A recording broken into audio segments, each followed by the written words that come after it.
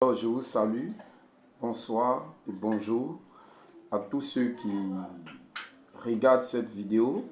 Même si vous êtes de passage, recevez de manière chaleureuse, amicale et fraternelle ma salutation. Quel que soit l'endroit où vous vous trouvez, que la paix et l'amour du Seigneur soient notre partage. Alors, avant de poursuivre, je vous encourage à partager la vidéo dans vos différents groupes, à partager également la vidéo, à liker la vidéo et à quand même aimer. Ça permettra quand même à l'algorithme de proposer la vidéo à plusieurs personnes. Sachez bien que notre objectif est d'atteindre le maximum de personnes, mais cela va se faire avec votre concours, avec votre contribution. C'est pourquoi il est très important que vous puissiez être des canaux aussi par lesquels vos prochains, le maximum de personnes pourront avoir accès à ces vidéos qui vont vous édifier. De toute manière, ces contenus nous édifient, ces contenus vont vous édifier et ces contenus vont édifier ceux à qui vous les enverrez. Que le Seigneur vous bénisse et qu'il nous garde, qu'il nous donne plus de force, qu'il nous donne plus d'opportunités, qu'il nous donne plus de moyens et surtout la santé pour que nous puissions nous mettre à sa disposition ensemble pour participer à son œuvre ici-bas. Alors, votre serviteur Déa, ce soir, a été mandaté pour vous encourager, pour vous appeler à une prise de conscience au niveau professionnel. Parce que cette exhortation va concerner l'aspect professionnel de la vie de chaque personne. Vous savez, le Seigneur a dit, c'est à la sueur de ton front que tu mangeras ton pain. C'est à Adam qu'il a dit, mais de manière indirecte, c'est à nous, à tout le monde que ce message est adressé. Parce que quoi qu'on dise, c'est au prix de notre travail que nous arrivons à nous réaliser en société. Il y a des penseurs qui disaient que le travail libère, le travail affranchit. Alors, il est important de travailler. Mais il se trouve qu'il y a plusieurs sortes de métiers sur la terre. J'en cite, on peut être juriste, on peut être médecin, on peut être également enseignant, on peut être ingénieur, on peut être aussi commerçant, on peut être artiste musicien, on peut être footballeur, on peut être sportif, athlète. Donc vous savez, il y a tout un panoplie de métiers que l'on peut exercer sur la terre. Mais il se trouve qu'il y a des métiers qui sont qualifiés de sots métiers, c'est-à-dire des métiers de moindre valeur. Alors, je voudrais dire à quelqu'une qui me regarde, quel que soit l'endroit où tu te trouves, quel que soit le métier que tu exerces, le problème qui fait que tu n'as pas du succès, le problème qui fait que tu n'as peut-être pas assez d'argent, tu n'as pas réussi comme ceux que tu envies, qui ont de grandes réalisations, ce n'est pas le choix du métier, mais c'est la manière dont tu exerces le métier. Parce que même si aujourd'hui, vous êtes éboueur, vous ramassez les ordures en d'autres termes, vous occupez de l'hygiène, mais si vous le faites bien, avec le temps, vous serez à la tête. Vous pourrez même monter une entreprise qui gère ces cas-là. Mais si vous l'exercez mal, vous resterez toujours un simple éboueur. Et à vos yeux, le métier sera vu comme un métier qui ne paye pas, un métier qui ne peut pas rendre prospère. Écoutez, nous allons aller dans la Bible parce que tout ce que nous dirons ici doit être étayé par des versets bibliques qui sont clairs. Alors, imaginez-vous une société où tout le monde a le même métier. Comment est-ce que cette société va fonctionner? Il n'y a pas de chauffeur, tout le monde est ministre. Qui sera le cuisinier du ministre? Qui sera également le chauffeur du ministre? Qui sera le médecin du ministre? Qui sera l'avocat du ministre? Donc, c'est de manière très consciente et réfléchie, souveraine, que le Seigneur, le Dieu Tout-Puissant, a dispatché, a diversifié les domaines d'activité. C'est pour créer un équilibre au sein de la société. Vous voyez, dans une entreprise, on ne peut pas être et à tout moment, tout le monde ne peut pas être informaticien ou comptable ou encore travailler aux ressources humaines. L'entreprise, vous voyez, le mécanisme est complexe. Il y a des spécialités qui sont là, qui constituent l'entreprise. Alors, nous allons tout simplement lire dans la parole de Dieu le livre de Exode au chapitre 31. Nous allons voir là. Dieu parle à Moïse. Dieu dit, l'Éternel dit à Moïse, sache que j'ai choisi Bethsalel, fils d'Uri et petit-fils de Our, de la tribu de Juda. Je l'ai rempli de l'Esprit de Dieu, d'habileté, d'intelligence et de savoir-faire pour toutes sortes de travaux. Voyez-vous ici, Dieu a choisi une personne précise qui de sa part a reçu l'intelligence, les compétences pour travailler dans un domaine bien précis ici. On poursuit la lecture. Dieu dit, je l'ai rendu capable de faire des inventions, de travailler l'or, c'est un ingénieur, l'argent et le bronze, de graver les pierres et d'enchasser, de travailler le bois, de réaliser toutes sortes de travaux. Je lui ai moi-même donné pour aide Oliab, fils d'Aïsamak, de la tribu de Dan. J'ai mis de l'habileté dans l'esprit de tous les artisans pour qu'ils fassent tout ce que je t'ai ordonné. Donc, qu'est-ce que vous comprenez par là? Alors, nous comprenons ici que dans le peuple, Dieu s'est choisi des personnes à qui il a donné la capacité, les compétences et la qualité pour exercer dans le domaine de l'ingénierie, mais ici, dans la sculpture, dans l'art. Voyez-vous? Alors, est-ce que le problème, c'est parce que ces personnes pouvaient dire qu'elles voulaient être prophètes comme Moïse? Ces personnes pouvaient dire qu'elles voulaient être sacrificateurs comme Aaron? Non. On n'a pas seulement besoin des sacrificateurs dans la société, on a besoin également des sculpteurs, des graveurs de pierres, et j'en passe, des artisans également pour réaliser des ouvrages que Moïse ne peut pas faire, que le sacrificateur, et comme on appelle Aaron, ne peut pas faire. Alors, revenons ici dans le livre de Matthieu, et dans le livre de Jean à son chapitre 3. Jean 3, verset 27. Qu'est-ce que Jean va nous dire? Jean 3, le verset 27 nous dit simplement, un homme ne peut recevoir que ce qui lui a été donné du ciel. Je veux te dire, tu exerces dans un domaine d'activité. C'est Dieu qui a permis que tu te trouves dans ce domaine d'activité et il ne faut pas envier l'autre activité, il ne faut pas envier l'autre qui exerce dans un autre domaine. Mais toi, cherche à être le meilleur dans le domaine dans lequel tu exerces. Cherche à être excellent dans le milieu dans lequel tu exerces. Et Dieu, voyant que tu t'efforces d'être excellent, d'être meilleur, il t'accordera encore d'autres opportunités qui te permettront certainement de gravir les échelons et d'aller au sommet, de te retrouver au sommet. Mais si tu exerces mal, si tu méprises le peu que tu as, si tu méprises l'activité que tu exerces sous prétexte que c'est un saut métier, il est fort probable que tu ne réussisses pas. Il est fort probable que tu ne te retrouves pas au sommet comme tu l'aurais voulu. Alors nous allons également aller dans le livre de Matthieu à son chapitre 25 à partir du verset 14. Permettez-moi de prendre la Bible de Dieu. Alors Matthieu 25 à partir du verset 14. Qu'est-ce que la Bible nous dit?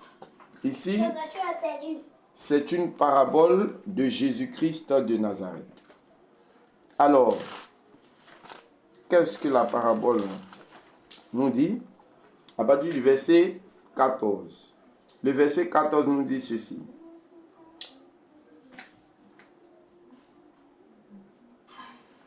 Ce sera en effet pareil à un homme qui partant pour un voyage appela ses serviteurs. Voyez-vous? Un homme qui partant pour un voyage appela ses serviteurs. M'excusez. Ok, merci. Appela ses serviteurs. Qu'est-ce qu'il a fait? Il leur remit des biens.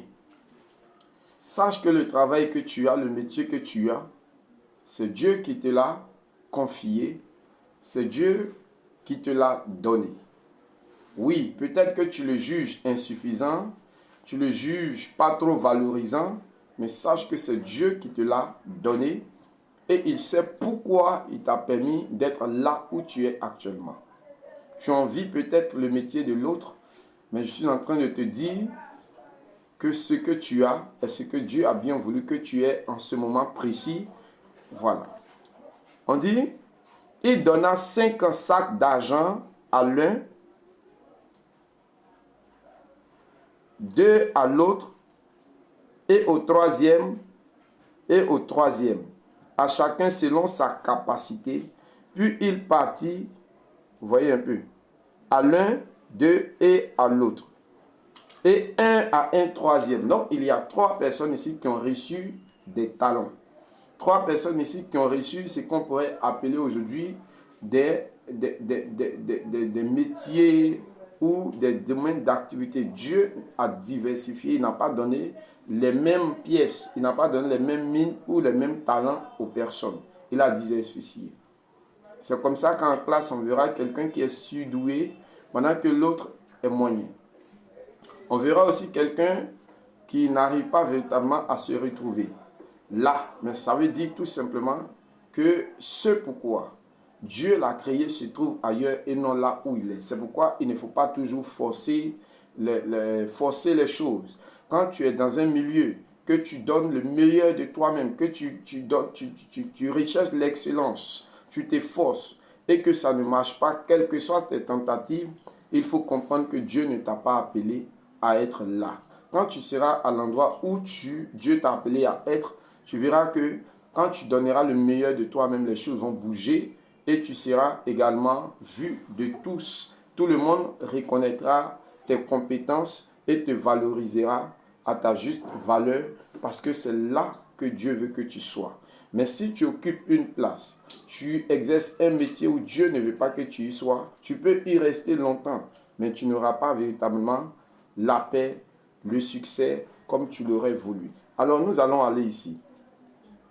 La Bible dit que cet homme appela 3 de ses serviteurs. À l'un, il donna 5 pièces. À l'autre, il donna 3 pièces. Et au troisième, il donna une seule pièce. Et il leur demanda tout simplement de fructifier cela jusqu'à ce qu'ils reviennent.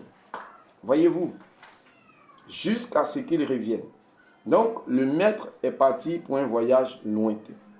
Quelques années plus tard ou quelques temps plus tard, le maître est revenu dans sa maison. Il a appelé ses serviteurs pour que chacun d'eux vienne lui rendre compte de ce qu'il a fait, des talents qu'il a reçus de ses mains. Alors, celui qui avait reçu, la Bible dit, le premier vient. Celui qui avait reçu 5 sacs d'argent ou 5 pièces d'argent s'approcha et en apporta 5 autres et dit, Seigneur, tu m'as remis 5 sacs d'argent et en voici 5 autres que j'ai gagnés. Donc vous voyez, il vient voir son maître et lui dit, tu m'as remis 5 pièces d'argent, mais je me suis battu à fond, je me suis donné à fond, j'ai donné le meilleur de moi-même. J'ai tout fait pour atteindre l'excellence à telle enseigne que ça a produit encore 5 autres sacs d'argent. Voyez la réaction. Le maître va lui dire, son maître lui dit, c'est bien, bon et fidèle serviteur. Tu as été fidèle en peu de choses, je te confierai beaucoup. Viens partager la joie de ton maître. Celui qui avait reçu 2 sacs d'argent s'approcha aussi et dit, Seigneur, tu m'as remis 2 sacs d'argent et en voici 2 autres que j'ai gagnés. Son maître lui dit, c'est bien, bon et fidèle serviteur, tu as été fidèle en peu de choses, je te confierai de beaucoup de choses. Viens partager la joie de ton maître. Maintenant, nous allons voir l'attitude de celui qui a reçu moins de sacs. Le serviteur qui a reçu un seul sac, le frustré, l'envieux. Il a reçu un seul sac. Il était déjà frustré parce que le maître lui a confié un seul sac. Il était déjà énervé. Il était envieux. Il enviait ceux qui ont reçu 5 sacs. Mais ce qu'il ignorait, c'est que le maître attendait aussi que ceux qui ont reçu 5 sacs viennent en retour avec 5 sacs. Ça veut dire que quand Dieu te donne plus, il attend beaucoup de toi en retour. Alors, celui qui a reçu un seul sac, voici son attitude. Peut-être c'est ton attitude. Dieu a élevé les autres avant toi. Dieu a béni abondamment les autres avant toi. Et tu te plains, tu n'es pas satisfait de la position que tu occupes. Au lieu de t'atteler à atteindre l'excellence, au lieu de t'atteler à être le meilleur là où Dieu t'a mis, mais tu as décidé de mépriser le travail que tu fais.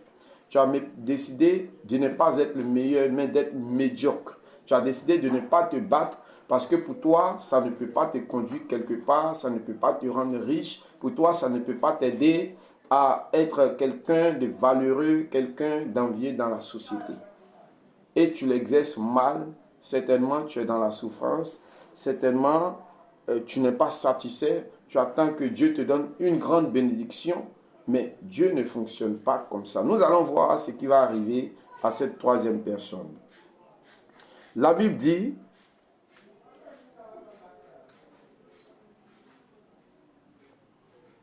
vous voyez un peu, en voici 2 autres que j'ai gagnés. Son maître vient d'un serviteur, je te confie beaucoup de choses.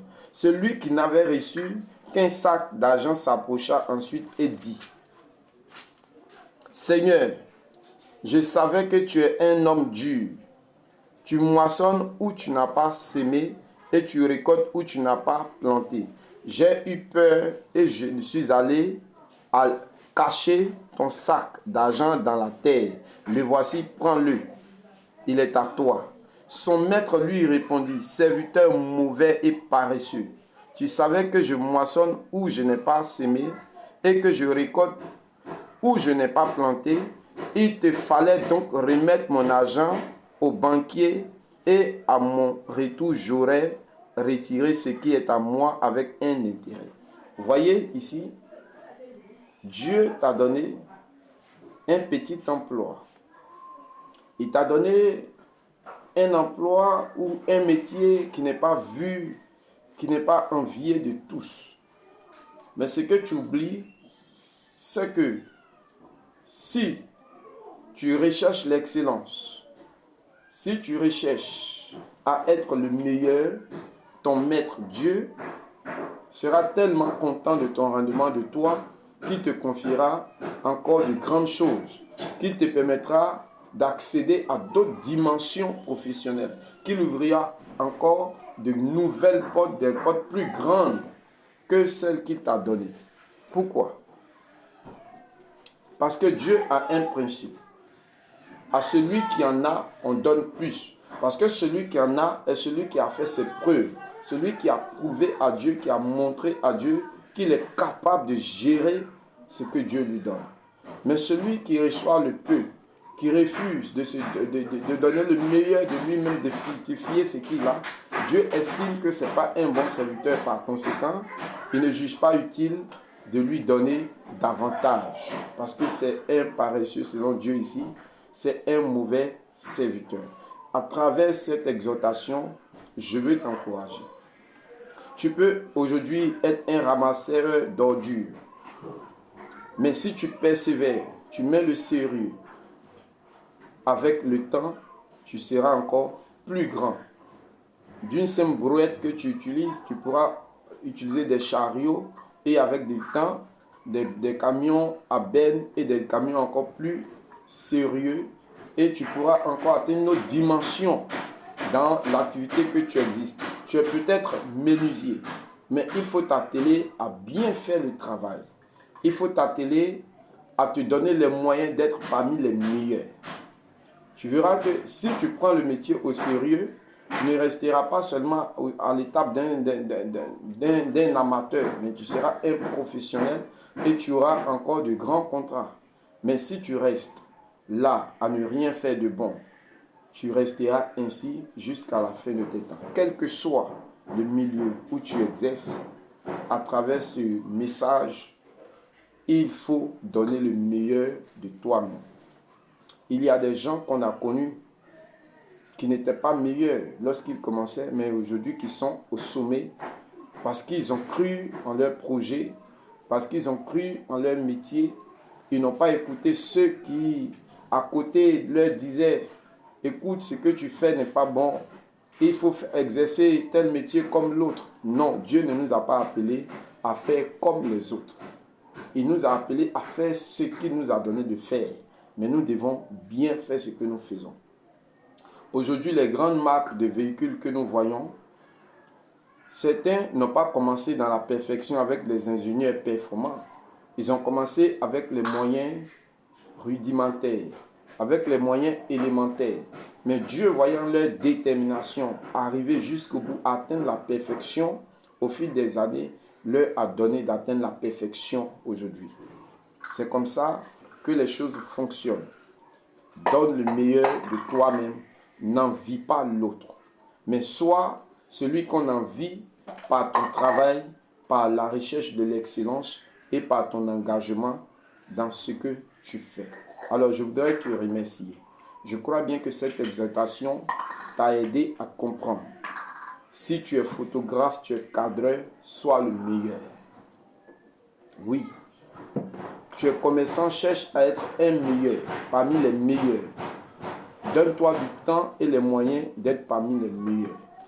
Tu es un élève, sois parmi les meilleurs. N'envie pas ceux qui ont réussi. Tu peux t'inspirer de leur exemple, mais ne les envie pas. Ne cherche pas à être comme eux. Peut-être Dieu ne t'a pas créé pour que tu sois comme eux, mais pour que tu sois un modèle pour les autres. C'est pourquoi sois le meilleur pour être demain un modèle, pour être demain un exemple que les autres vont copier. Alors, je te remercie. Une fois encore, je t'encourage à partager la vidéo, à liker et à t'abonner pour recevoir prochainement nos prochaines publications. Alors, je vais donner nos différents numéros pour ceux qui voudront soutenir notre ministère. Ils pourront le faire. Voilà, c'est le 05 45 09 89 76. 05 45 09 89 76. C'est un numéro WhatsApp où vous pouvez nous écrire. Également, ceux qui ont besoin de conseils au regard de la Bible, bien qui ont besoin qu'on les soutienne dans un sujet de prière quelconque et qui ont besoin également aussi de connaître le Seigneur Jésus-Christ, nous les encourageons à nous écrire, à nous appeler. Voilà. Et pour mettre un terme à cette exhortation, je voudrais encourager quelqu'un qui n'a pas encore fait la paix avec Jésus-Christ à le faire. Parce que c'est important. On peut réussir dans la vie, mais si on n'a pas Jésus-Christ, on a perdu vraiment tout. Il est mieux pour toi d'accepter Jésus-Christ de Nazareth. Voilà. Je vous remercie.